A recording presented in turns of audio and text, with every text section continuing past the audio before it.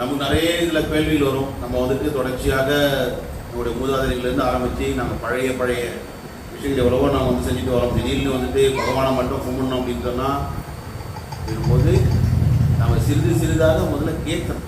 கேட்டுட்டே வரும்பொழுது இயற்கையாகவே எவ்வாறு ஒரு அழுக்கான ஒரு துணியை கொண்டு போய் நீங்கள் வாஷிங் மிஷினில் போட்ட உடனே அது வந்துட்டு அப்படியே சுத்தமாகிடுது.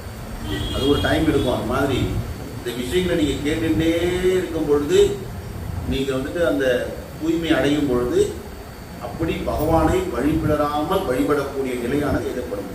அதனால பகவானை மட்டும் வழிபடணும் அப்படின்றதுக்கு அர்த்தம் நமக்கு தெரியணும் இல்லையா? சில பேருக்கு இன்னும் ரொம்ப பெரிய அர்த்தம் இருக்கு. நான் பகவானை மட்டும் வழிபட்டா மற்றவங்களாம் யார் பார்க்கறது? வழிபடாத பக்தி.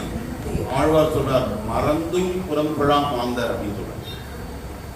மறந்து கூட பகவானை தவிர வேற எந்த இடத்துலையும் போயிட்டு அப்படி தலையை வணங்கிட மாட்டாங்க. நம்ம பார்க்குற ஜனங்கள் எல்லாமே பகவானை தவிர மற்ற எல்லாத்தையும் தலை வணங்குறத நம்ம பார்க்கணும். அப்படி யார் ஒருவர் வழிபடாமல் பகவானுக்கு மட்டுமே பரம புருஷரை மட்டுமே வழிபடாமல் வழிபடுகின்றாரோ அவர்களுக்கு மட்டுமே சாத்தியமானது.